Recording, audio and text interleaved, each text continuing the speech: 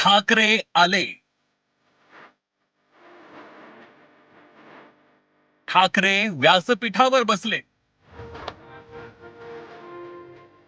आणि त्यांनी मराठी माणसाच्या मनातली घोषणा केली की बरेच दिवस ज्याची प्रतीक्षा महाराष्ट्र करत होता ती शिवसेना आणि महाराष्ट्र नवनिर्माण सेनेची युती झाली हे आज आम्ही आपल्याला जाहीर करत आहोत. 2 दशकानंतर ठाकरे बंधू पहिल्यांदाच राजकीय दृष्ट्या एकत्र आले आणि शिवसेना मनसेच्या ऐतिहासिक युतीची घोषणा केली. 5 जुलैला वरळी डोम इथं एकत्र आल्यानंतर ठाकरे बंधूंच्या भेटीगाठी वाढल्या. मात्र युतीची घोषणा कधी होणार हा प्रश्न राजकीय वर्तुळात नेहमी चर्चेचा असायचा. पालिका निवडणुकीची घोषणा, जागा वाटपाचंही जवळपास ठरलं आणि त्यानंतर राज ठाकरेंनी युतीची घोषणा केली आणि महाराष्ट्रात एक जल्लोष झालाय. जे निवडणुका लढवणार आहेत त्या लढवणाऱ्या सर्व उमेदवारांना दोन्ही पक्षांकडनं उमेदवारी दिली जाईल. ती कधी भरायची, केव्हा भरायची ते आपल्याला कळवलं जाईल.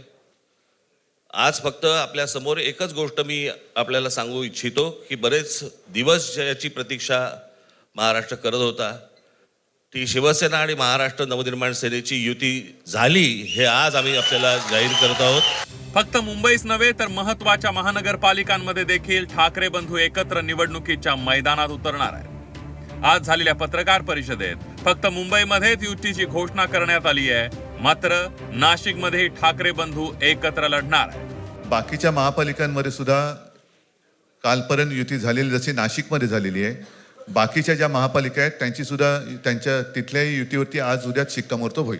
मला असं वाटतं आज मुंबईचं मी तुमच्यासमोर आम्ही जाहीर करत आहोत आणि बाकीच्या जशा अशा होतील तशा तुम्हाला कळवलं जातील. मुंबई, ठाणे, कल्याण डोंबिवली, मीरा भाईंदर, नवी मुंबई, पुणे, नाशिक, पिंपरी चिंचवड, संभाजीनगरमध्ये ठाकरे बंधू युती करण्याची शक्यता आहे. मागील अनेक दिवसांपासून ठाकरे बंधूंमध्ये जागा वाटपाच्या चर्चा सुरू आहेत. अनिल परब, संजय राऊत, नितीन सरदेसाई, बाळा नांदगावकर यांची जागा वाटपावर प्राथमिक चर्चा झाली आहे. त्यानंतर राज ठाकरे आणि उद्धव ठाकरेंनी जागा वाटपावर शिक्कामोर्तब केलाय. मात्र कोण किती जागा लढणार ते सांगणार नसल्याचं राज ठाकरेंनी म्हटलंय. कोण किती जागा लढवणार, आकडा काय हा नाही सांगणार तुम्हाला.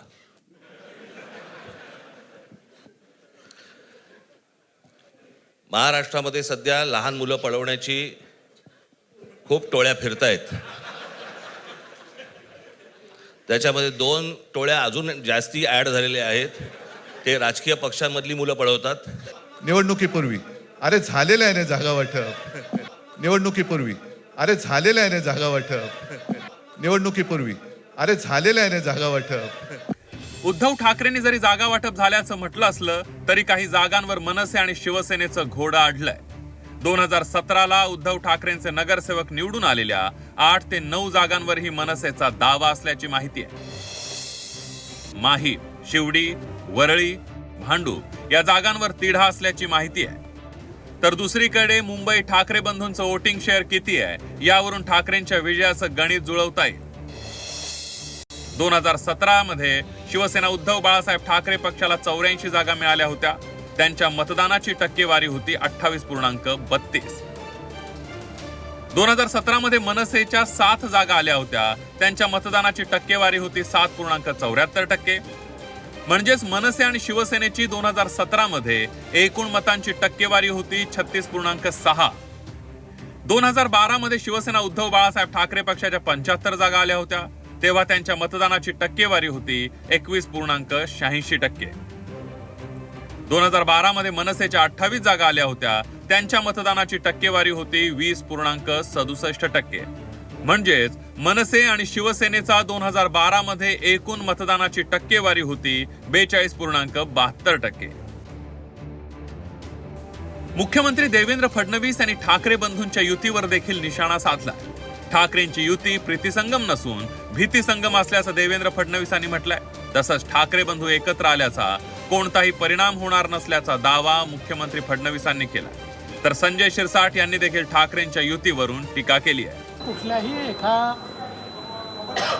पक्षाला निवडणुकीतलं आपलं अस्तित्व टिकवण्याकरता जे काही करावं लागतं त्या दृष्टीने दोन पक्ष जे अस्तित्वाकरता लढत आहेत त्यांनी केलेली युती आहे. त्यापेक्षा पलीकडे त्याच्यामधनं काही फार अन्वयार्थ काढण्याचं कारण नाही आहे. याने फार काही परिणाम होईल असं देखील मला वाटत नाही. त्यांचे जर वक्तव्य जर पाहिले, मराठी माणसासाठी आम्ही एकत्रित आलो, तर गेल्या 25 वर्ष मराठी माणूस होता कुठे? मराठी माणसाला ज्यांनी मुंबईतून हद्दपार केलं त्यांच्याबद्दलचं आता प्रेम दाखवण्याचं काम यांनी करू नये. ठाकरे बंधूंच्या युतीवरून काँग्रेस नेते विजय वडेट्टीवार यांनी सकारात्मक प्रतिक्रिया दिली आहे. मराठी माणसांच्या पाठीमागे उभं राहणं ही चांगली गोष्ट असल्याचं वडेट्टीवार यांनी म्हटलंय. तर बावनकुळेंनी मात्र ठाकरेंना खोचक टोला लगावलाय. मराठी अस्मिता, मराठी संस्कृती, मराठी माणसाच्या हक्काचं संरक्षण करायचं असेल तर मराठी माणसाच्या पाठीमागे उभं राहिलं पाहिजे. ही त्यांची भावना आहे, आमचीही भावना आहे. हिंदू उदय सम्राट बाळासाहेब ठाकरेजींना जे पटलं नाही ते उद्धवजींनी नेमकं केलं. माझ्याकडे 1000 उदाहरणं आहेत आणि त्यामुळं आता त्यांनी या तोंडाच्या वाफा करून काही फायदा नाही. निवडणूक लढा, निवडणुकीमध्ये जरा माहीत पडेल निकालाच्या दिवशी. तुम्ही त्या ठिकाणी किती एल्गार केले तरी काही होणार नाही. मनसे आणि ठाकरेंच्या शिवसेनेची ऐतिहासिक युतीची घोषणा करण्यात आली आहे. जवळपास 2 दशकांनंतर ठाकरे बंधू पहिल्यांदाच निवडणुकीत एकत्र आलेत. त्यामुळे मुंबई महानगरपालिकेत ठाकरेंची जादू चालणार का? मुंबई महापालिकेची सत्ता ठाकरे बंधू राखणार का? हे पाहणं महत्त्वाचं ठरणार आहे. ब्युरो रिपोर्ट, झी 24 तास.